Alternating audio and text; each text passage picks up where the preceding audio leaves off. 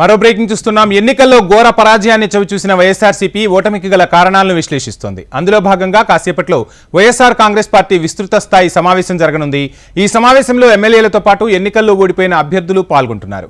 ఈ భేటీలో వైఎస్ జగన్ పలు కీలక నిర్ణయాలు తీసుకుంటారని సమాచారం. రాబోయే రోజుల్లో ఎలా వ్యవహరించాలనే దానిపై పార్టీ నేతలకు జగన్ దిశానిర్దేశం చేయనున్నారు. ఆంధ్రప్రదేశ్ అసెంబ్లీ ఎన్నికల్లో ఘోర ఓటమి పాలైన వైసీపీ అంతర్మదనంలో పడింది. ఓటమికి గల కారణాలను విశ్లేషించే పనిలో నిమగ్నమైంది. ఇప్పటికే ముఖ్య నేతలతో సమావేశమైన మాజీ సీఎం వైఎస్ జగన్ ఓటమికి గల కారణాలపై అభిప్రాయాలు అడిగి తెలుసుకున్నారు. రాబోయే రోజుల్లో ప్రతిపక్షంగా ఎలా వ్యవహరించాలనే దానిపై సమాలోచనలు చేస్తున్నారు అధినేత వైఎస్ జగన్. జగన్ అధ్యక్షతన కాసేపట్లో క్యాంపు కార్యాలయంలో విస్తృత స్థాయి సమావేశం నిర్వహిస్తున్నారు.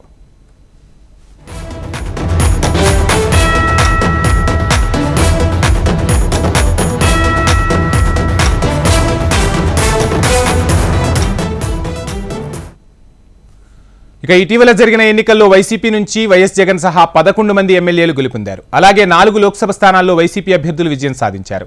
ఈ సమావేశానికి 10 మంది ఎమ్మెల్యేలను ఆహ్వానించారు. అయితే ఇప్పటికే సిట్టింగ్ ఎంపీలతో సమావేశం నిర్వహించిన నేపథ్యంలో ఎంపీలకు మాత్రం మినహాయింపు ఇచ్చారు. ఈ భేటీలోనే కీలక ప్రకటనలు ఉంటాయని తెలుస్తోంది. మరోవైపు లోపాలను సరిదిద్దుకుంటూ పార్టీలో మరోసారి ఉత్తేజం నింపేందుకు వైఎస్ జగన్ సిద్ధమవుతున్నారు. రేపటి నుంచి అసెంబ్లీ సమావేశాలు జరగనుండటంతో సమావేశాల్లో ఎలాంటి వ్యూహాలు అనుసరించాలనే దానిపై చర్చించే అవకాశం ఉన్నట్టుగా తెలుస్తుంది. అలాగే వైఎస్ జగన్ ఢిల్లీ పర్యటనకు వెళ్లాలనే ఆలోచనలో ఉన్నట్టు సమాచారం. దీనిపైన కూడా కీలక నేతలతో జగన్ చర్చించే అవకాశాలు కనిపిస్తున్నాయి. వైఎస్ఆర్సీపీ విస్తృత స్థాయి సమావేశానికి సంబంధించి ఓవరాల్ డీటెయిల్స్ మా ప్రతినిధి వినయ్ లైవ్ లో అందిస్తారు. వినయ్, చూస్తున్నాం ఘోర ఓటమి తర్వాత వైఎస్ఆర్సీపీ విస్తృత స్థాయి సమావేశం జరగబోతోంది. అదేవిధంగా రేపు అసెంబ్లీ కూడా సమావేశం కానుంది. ఈ నేపథ్యంలో జగన్ శ్రేణులకు ఏ విధంగా దిశానిర్దేశం చేయనున్నారు? ఈ మీటింగ్ కి సంబంధించి ఓవరాల్ డీటెయిల్స్ ఏంటివి?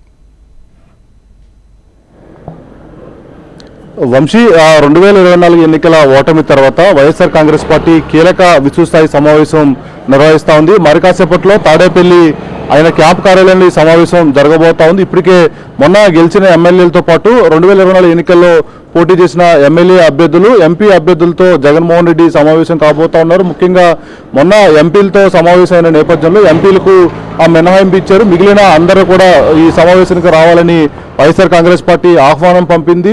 ప్రధానంగా 2024 ఎన్నికల్లో ఘోర ఓటమి చెందిన వైఎస్ఆర్ కాంగ్రెస్ పార్టీ ఇప్పటికే పోస్ట్ మార్టం మొదలుపెట్టింది. దాని నుంచి ఏ విధంగా కంబ్యాక్ అవ్వాలి, ఎలా ప్రజా ఉద్యమాలు చేయాలని దానిపైన వైఎస్ఆర్ కాంగ్రెస్ పార్టీ దృష్టి పెట్టింది. దాంట్లో భాగంగా ఈరోజు ఒక కీలక సమావేశం జగన్మోహన్ రెడ్డి నిర్వహించబోతా ఉన్నారు. 175 నియోజకవర్గాల పోటీ చేసిన అభ్యర్థులతో పాటు ఎంపీ అభ్యర్థులను కూడా ఈరోజు పార్టీ కార్యాలయానికి జగన్మోహన్ రెడ్డి పిలిచారు. వాళ్ళందరితో కూడా విడివిడిగా కూడా జగన్మోహన్ రెడ్డి సమావేశం అవుతారని చెప్పి పార్టీ నాయకులు చెప్తా ఉన్నారు. ముఖ్యంగా జగన్మోహన్ రెడ్డితో పాటు 10 మంది మాత్రమే ఎమ్మెల్యే అభ్యర్థులు గెలవడం, 4 ఎంపీలు గెలవడం, ఘోర ఓటమి తర్వాత ఏ విధంగా కంబ్యాక్ అవ్వాలని దానిపైన వైఎస్ఆర్ కాంగ్రెస్ పార్టీ దృష్టి పెట్టింది. ముఖ్యంగా ఎన్డీఏ కూటమి బలమైన మెజార్టీతో వచ్చిన నేపథ్యంలో ఎన్డీఏ కూటమి పైన ఏ విధంగా పోరాటం చేయాలి, ప్రజా సమస్యలపైన ఏ విధంగా ఉద్యమాలు చేయాలి. ఎందుకంటే ఎన్డీఏ కూటమి కూడా మేనిఫెస్టో ఇచ్చిన నేపథ్యంలో ఆ మేనిఫెస్టో అమలుకి సంబంధించి వాళ్ళు ఎటువంటి వ్యూహాలతో ముందుకెళ్తారో, ఒకవేళ మేనిఫెస్టోకి సంబంధించి అమలు చేయకుండా ఏమన్నా ఇబ్బందులు పడుతున్న పరిస్థితి అయితే దాన్ని ఏ విధంగా కోచింగ్ చేయాలి. ఇప్పటికే ప్రస్తుత ముఖ్యమంత్రి చంద్రబాబు పోలవరంతో పాటు అమరావతి ప్రాంతాల్లో పర్యటిస్తూ ఉన్నారు. అక్కడ జరిగిన లోపాలన్నీ కూడా పూర్తిగా ప్రశ్నిస్తున్న నేపథ్యంలో దానికి సంబంధించి వైఎస్ఆర్ కాంగ్రెస్ పార్టీ ఏ విధంగా కౌంటర్ చేయాలి. ముఖ్యంగా పోలవరంకు సంబంధించి పూర్తిగా ఈ బ్లేమింగ్ అంతా కూడా వైఎస్ఆర్ కాంగ్రెస్ పార్టీ పైన అధికార పార్టీ వేస్తున్న నేపథ్యంలో పూర్తిగా వైఎస్ఆర్ కాంగ్రెస్ పార్టీ తప్పు వల్లే పోలవరం ప్రాజెక్టు ఈ స్థితికి ఈ పరిస్థితికి వచ్చిందని ముఖ్యమంత్రి చంద్రబాబు మాట్లాడుతూ ఉన్నారు. ఈ నేపథ్యంలోనే వైఎస్ఆర్ కాంగ్రెస్ పార్టీ అధికారంలోకి వచ్చిన తర్వాత పోలవరం పరిస్థితి ఏంటి, ప్రోగ్రెస్ ఏంటని దానిపైన ఏ విధంగా ప్రజలకు వివరించాలని దానిపైన కూడా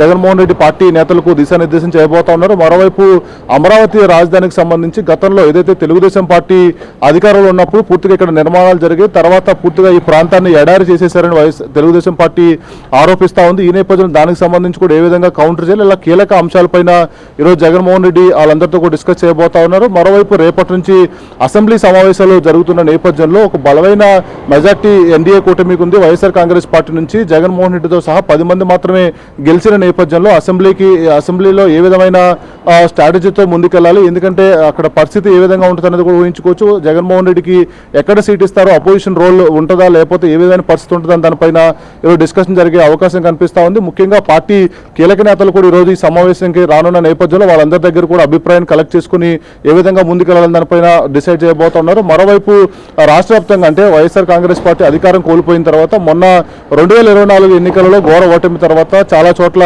వైఎస్ఆర్ కాంగ్రెస్ పార్టీ పైన నేతల పైన దాడులు జరుగుతూ ఉన్నాయి. రాజశేఖర రెడ్డి విగ్రహాలతో పాటు మిగిలిన ఆస్తులు కూడా ధ్వంసం చేస్తున్నారు. ఇప్పటికే గవర్నర్తో పాటు కేంద్రం దృష్టికి వైఎస్ఆర్ కాంగ్రెస్ పార్టీ తీసుకుని వెళ్ళింది. కార్యకర్తలకు ఏ విధంగా ధైర్యంగా ఉండాలి, లీడర్లు నియోజకవర్గంలో ఏ విధంగా యాక్టివ్గా ఉండాలని దానిపైన జగన్మోహన్ రెడ్డి ఇప్పుడు వాళ్ళందరూ కూడా దిశానిర్దేశం చేయబోతున్నారు. ముఖ్యంగా 2024 ఓటమి తర్వాత జగన్మోహన్ రెడ్డి కూడా బయటకు వచ్చి మీడియాతో మాట్లాడడం జరిగింది. 5 ఏళ్ల పాటు అద్భుతమైన పాలన చేసాము, ఇంత మంది చేసినా సరే ఈ ఆంధ్రప్రదేశ్ ప్రజలు ఆప్యాయత ప్రేమ ఏమైందో తెలియట్లేదు అని చెప్పి కూడా జగన్మోహన్ రెడ్డి ఒక ఎమోషనల్ స్పీచ్ కూడా మనం చూసాం. ఈ నేపథ్యంలోనే తర్వాత మనం గత అనుభవాలు కూడా జగన్మోహన్ రెడ్డి గుర్తుపెట్టుకున్నారు. 11 సీట్లకి పరిమితం అయ్యమని ఎటువంటి డీలా పడవసరం లేదు, ఒక strong comeback YSR Congress party ఉంటుంది. ఇప్పుడు కూడా 13 నెలల పాటు పాదయాత్ర చేశాను, అప్పుడు కూడా ఆ వయసు ఇంకా ఉంది, ఆ సత్తువ ఇంకా ఉందని జగన్మోహన్ రెడ్డి ఆ పార్టీ నేతలు ఒక జోష్ నింపే ప్రయత్నం చేస్తా ఉన్నారు. ఈ రోజు కూడా ఒక కీలక అంశాలన్నీ కూడా వాళ్ళకి దిశానిర్దేశం చేయబోతా ఉన్నారు. ముఖ్యంగా ఎందుకంటే ఇప్పటికీ ఎన్డీఏ కూటమి కొత్తగా అధికారంలోకి వచ్చింది కనుక ప్రస్తుతం వాళ్ళందరూ కూడా హనీమూన్ పీరియడ్ నడుస్తూ ఉంది, కొంత సమయం ఇవ్వాలని చెప్పి జగన్మోహన్ రెడ్డి చెప్పారు. ఈ నేపథ్యంలోనే ఒక 2 నెలల్లో జగన్మోహన్ రెడ్డి పూర్తిగా రాష్ట్ర స్థాయి పర్యటన కూడా ఉంటుంది. ఎవరైతే ఇటీవలే